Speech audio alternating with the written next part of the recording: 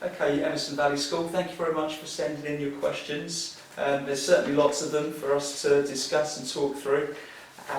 So thank you very much for those, really appreciate it. We're going to do our best to go through and answer as many of them as possible. There will be some, though, I'm afraid, that we're not in a position to answer at the minute.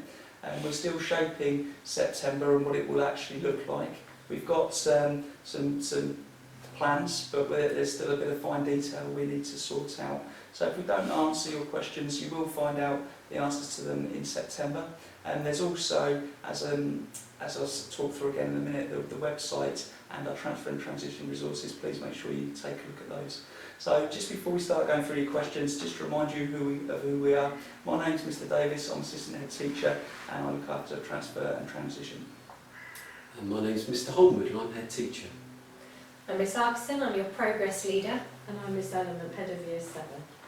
Great, so first of all, we have sent letters to your parents, a couple of letters telling you about our website and our transfer and transition page on that website. And there's lots of resources on there to help you.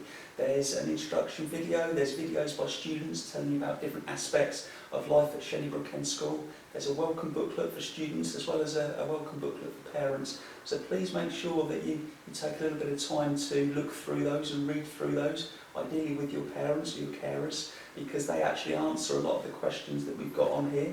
But what we'll also do is we'll go through and answer some of these to help you out as well.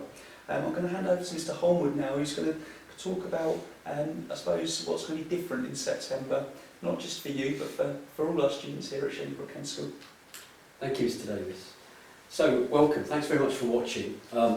As you know, we've not been in our normal time, have we? And school's been a very different thing for the last 4 months.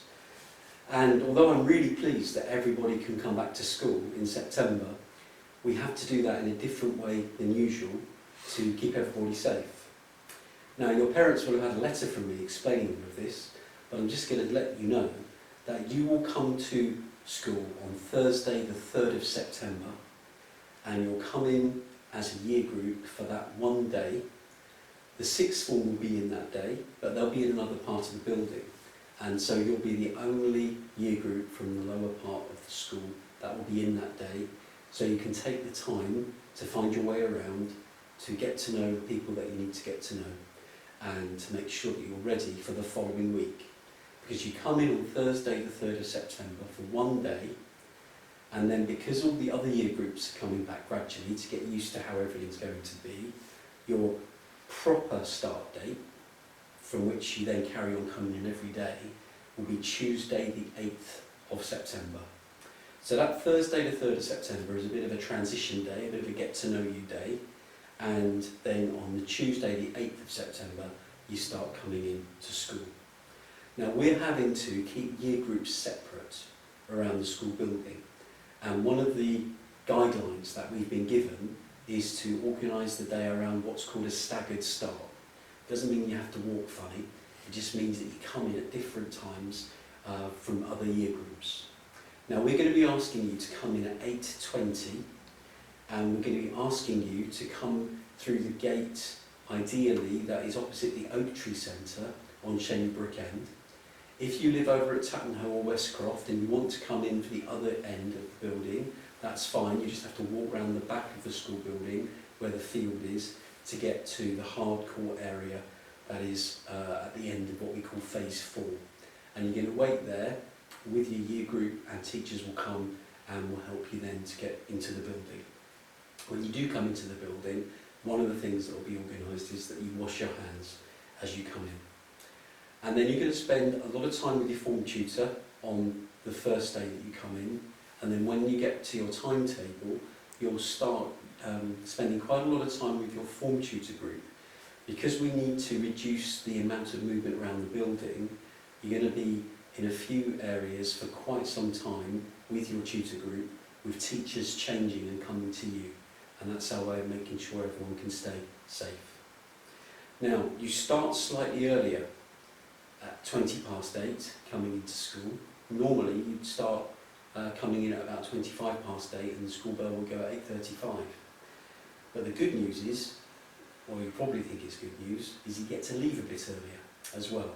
So year 7 will leave at 2:20 in the afternoon. So your school day in September is from 8:20 to 2:20. They're things that are going to be different for you. And when you come in, we'll talk to you about other things that will be slightly different.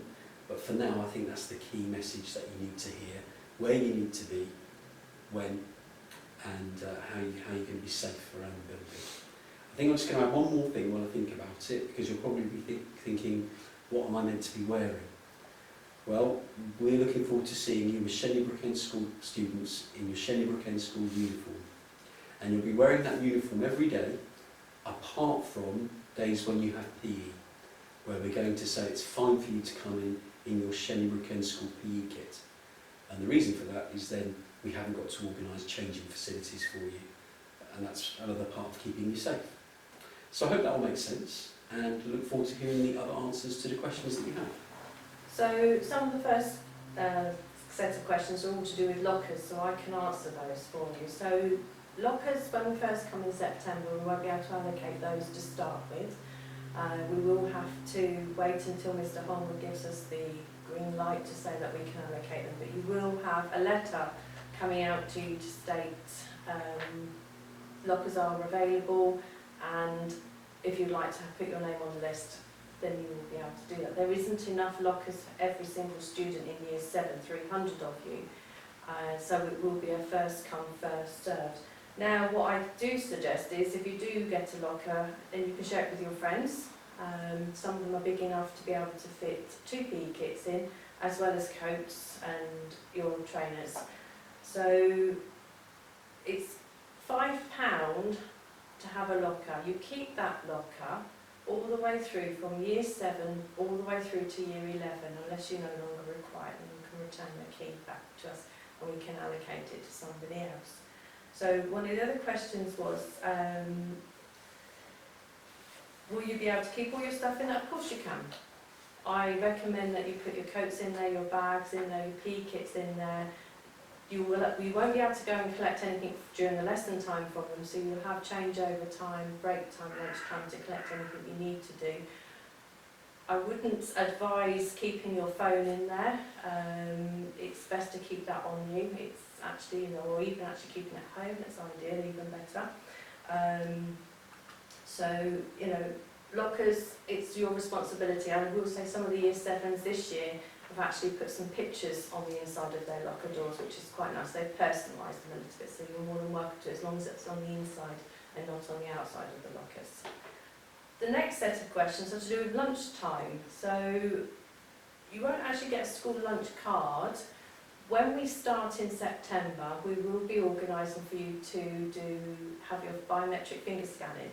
So we'll take a fingerprint so that you'll put money onto your account, which your parents will have parent mail, to be able to access and put money onto that, or you can put money on the machine that's based in the school. So you'll be able to go and purchase your food without having to worry about not having any money at all. If you do forget to ask your mum to top up your account, then the school actually will supply you with their lunch. We will ask you to come and collect a letter from the year leader's office, which will allow you then to take it down. It's almost like you're borrowing some money from the school, and then your parents will top it up, and then that will take the minus from your account. So never ever worry. If you do forget your packed lunch or any school dinner, then always come and find one of the year leaders or any teacher, and they will guide you to us to obviously give you a letter to help you. If you lose your lunch money, unfortunately we don't always find it, so why would again you come and speak to the year leaders or the progress leaders at lunchtime, and we can help you and supply you with a letter for your lunch. We have had other students hand money in when they found it, so if we're lucky we'll be able to collect the money back that way. At break times and lunch times you can go to get some food. Quite a few of the older students tend to get their lunch at break time instead of lunchtime, because it gets quite busy at lunchtime.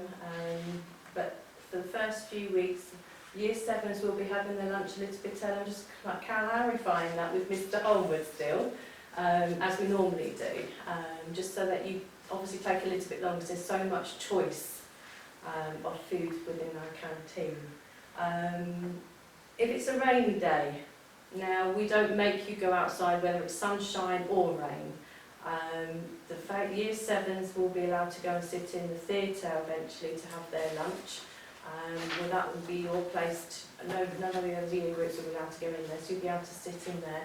If it's raining, we don't make you go out, but you can have the choice of, obviously, in the sunshine. In the summertime, the field is open when it's dry, so there's plenty of opportunity to go inside and outside, but we don't make you go outside. So break times and lunch times, we do have not set areas for your lunchtime for Year 7, but we tend to find that Year 7 like to go down the theatre end and play down on the field that end. There's a lot more space for them to run around, and it's quite close to the canteen tables that they like to sit at as well. And you'll notice once you start in September, and we're back to having normal lunch times, the other year groups have their particular areas that they like as well. So, but you are still allowed to move around freely around downstairs, not upstairs. So another question we've been asked about mobile phones. As you are allowed to use your mobile phones when you come to school, only at break time and lunchtime. We don't advise you play any music. Some students like to sit and play games on there. Some people like to ring their mums and dads at break time and lunchtime. AirPods, headphones, earplugs aren't allowed around school. When you get to the school gate, you have to remove them and place them in your bag or your pocket, out of sight. Now, teachers will ask you to put them away if they do see them. So again, it's just being responsible with your own phone and obviously your AirPods, etc., whatever you're using in your ears. You won't be allowed to use them in school in the actual lesson times. They are expected to be on silent or off, which would be the best, and no vibration either. Now, if somebody tries to ring you while you're in your lesson time, you mustn't answer it either. So it's just being aware of how to use your phone sensibly actually within school. So a couple of the other questions that we had, some were associated to your uniform. There are lots of information that we've already provided you on the school website in the transition pages in relation to school uniform. However, some of these are a little bit more specific. So in terms of summer uniform, we do offer a summer uniform. It's only a slight difference to what you actually have normally, in that we generally, from the last half term, allow you to wear polo tops instead of shirts. It is really important to make sure that you are paying attention though to what comes out to you, because sometimes those kind of things can change as we evolve as a school.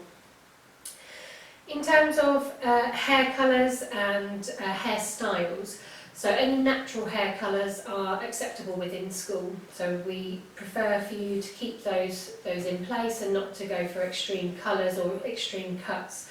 Particularly with extreme cuts, we're thinking more when you put a particular design in the side of your already short hair.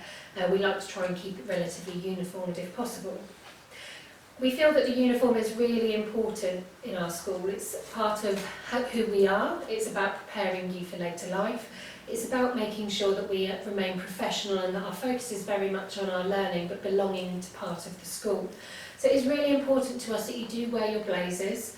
But if you do leave an item of your uniform at home, so for example your tie or your blazer, then you will get a U code in your learning passport, and that's to indicate to us as teachers that you have forgotten a bit of your uniform, and it helps you to remember that actually you need to make sure that you've got that the next time. In terms of the jumper is optional. But if it does get cold in the building, we would suggest that the jumper is the best way to make sure that you're nice and warm, and we do like for you to seek permission to be able to take off the blazers in the classrooms as well, just as a nice little sign of respect. And we're very much about building some really good manners and different kind of qualities within you all. So a couple of the other questions relate to your lessons specifically. So we do provide you with exercise books. That was one of our questions. And so you'll be able to take your different class notes from your lessons within those. And I think in the first instance, they'll all be kept in the room that you're going to be based in. As again the timetable evolves and you might begin to have some lessons elsewhere, you will be taking some of those books around with you. So if you're preparing for the school year in general, do make sure that you have got a nice sturdy bag to be able to carry everything in, as that will hopefully occur later in the year. One of the other questions that we have is in relation to extracurricular. So the question relates to whether there is a debating and a chess club, but let me think about that a little bit more broadly. We do offer a range of extracurricular clubs at Shenley, debating and chess being part of those. But in the first instance, it's unlikely that those clubs will begin with us at the very start of the year, because we do need to focus on making sure that we're keeping everybody safe. And whilst we love having extracurricular clubs and love you all interacting with one another and developing new friendship groups, that will continue later on in the year, and you'll get to hear a lot more about that when you come to us in September. So, do you want to just answer a couple of questions as well? So, a couple of people have said, what if they don't get along with teachers or people in your form group, and if you don't make any friends? Come with a positive attitude. It's your opportunity to make new friends and get to meet different people from different schools that possibly have something similar to what your activities that you like doing out of school. They might like the same band as you, the groups as you. They might even do outside clubs that you actually thoroughly enjoy as well. Now, if you still find it difficult to make new friends, or you're still finding it difficult to get on with one of your teachers, then always come and speak to your form tutor. You can always come and speak to the year leaders, and we will help you and guide you and support you into making, having a look at friendship groups and possibly guiding you in the right direction. Now, also, someone said they're scared about they might get bullied. Again, you may have somebody being unkind to you, they might make comments to you. Always speak to somebody, whether it be a teacher of your subject, if it's your form tutor. The key bit here is always to speak and tell people, we are here to help you. And if you don't tell us, we can't help you. So it is definitely one of the biggest things here is to speak. And don't be afraid to speak to us, because we will always help you. So, my turn to answer a question, and we've got a question or a comment here saying I'm scared that I might be bad at everything. And I think it's quite natural to feel a bit scared about a big change, and I would just encourage you not to worry. There'll be lots of people who are nervous about coming to a new school, and there'll be lots of people who are worried as to whether they're as good as they think they are at things, or whether they are a bit anxious that they'll come and they'll find things really difficult, maybe not feel successful. But our job here is to make you feel welcome. We talk a lot about what we call belong, believe, become. We want you to feel that you belong here. We want you to know that we believe in you, and we want you to know that you've got our support in becoming that great person that you can be. So, as we've said a number of times today, I think it's time to go for the positive, not worry too much about other things, because I'm sure that once you've settled in here, your feelings of being scared or worried about not being very good at things will disappear. You'll be enjoying yourself and making great progress. So, I've been asked, are you allowed to go to the toilet during your lessons? We encourage you to go before your lesson starts, at the end of your lesson, break times, lunch times, before school, after school, so all the key times of the day. Obviously, when you first start with us, you've been at home, you've got into that routine of going to the toilet as and when you want, so the teachers will use their judgment. Now, if you're jigging, then they will allow you to go, but they will ask also if you can hold off a little bit longer. But we do encourage you to try and go before the lesson starts. Now, I'm going to apologise, boys, but this is definitely girl orientated here, but I've been asked, if you have your period, are you allowed to go to the toilet? Girls, yes you are. You will have to say to the teacher very quietly, you've got your period, they will allow you to go, and they won't, they encourage you to go, but you do have to mention it to them. Now, it's a little bit embarrassing, but all teachers will be fully aware that at some point in your time at school. As a girl, you will have a period. Now, if you do forget your sanitary wear, matron does keep a supply of those. What I do suggest though is, over the summer holidays, get your mums, aunties, grandparents, whoever's looking after you, to take to the shop, get a nice little, you can go to Poundland, anywhere, just get a little bag to put a little spare pair of knickers in there for you and some sanitary towels, and just put them at the bottom of your bag, and then you'll always have them. And just a gentle reminder, when your mum goes shopping, just to ask her to buy some each time she goes shopping. And in time, you'll end up with probably more than you actually need. So that's quite a good one as well. But obviously, if you do have a period and you find that, you know, you've soiled your underwear or your skirt or trousers, whatever you're wearing, just come and find myself, the year leader's office, or go down to matron, and we can always call home and ask for some clean clothes for you. So we've got a couple more questions here, but actually at first I thought, you know, but actually there's some really interesting ones that, you know, they're worth asking. So the first one is thinking about, well, what is a form tutor?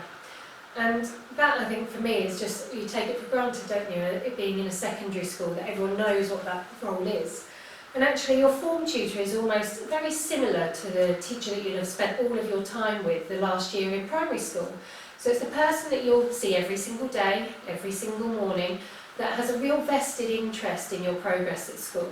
And that progress can obviously be measured in lots of different ways. So they look at how you settle in with friendship groups, they look at how you settle in with your lessons and how you interact as a member of the form. And what they do is they help you to develop into, you know, the culture that we have here at Shenybrook End, and helping you to really feel that you belong part of the school. And that for us is a really, really important role, and we feel that that's someone that you should really try and get to know very well and to build a really positive relationship with. And you will get to spend a lot of time with them, particularly in that first few weeks when you're settling into school. There will be a lot of activities that you'll be doing with your form tutor. It will be about getting to know them and them getting to know you. So another question was about the learning passport. What is a learning passport? And again, that's a really valid and good question. A lot of people tend to call them a planner or a diary, but for us it means a lot more than that. It's a way of us, again, monitoring how well you do within school. It's about being able to use it as a tool almost, a tool that is enabling us to communicate with yourselves, with your parents, and it allows us also to put in flight miles into your learning passport, which was our other question. So what are flight miles? Flight miles are our way of recognising your achievements, and achievements are things that are not necessarily always just about how well you do a particular piece of work. It's how you contribute to our community within school. So it might be that actually you do really well within a lesson and demonstrate that you're really curious. And so therefore your teacher might reward you with a flight mile. It might be that you've been really courteous and kind to somebody and someone has noticed that and has given you a flight mile. But ultimately it's our reward system, or it's the basis and the structure of our reward system. And so every single half term we look at how we can reward our students through that particular system. And again, it's a really nice basis for our form tutors to have those conversations with you and talk to you about how well you did within a particular lesson or what you got that particular flight mile for. And again, it's another thing that your parents can have those really positive conversations with you about as well. So thank you very much, Emerson Valley, for your questions. We really appreciate you taking the time to put those together. We very much look forward to meeting you in September, to welcoming you through our doors and to helping you to develop your attitudes, your skills and your knowledge with us. Have a lovely summer. Thank you for your time.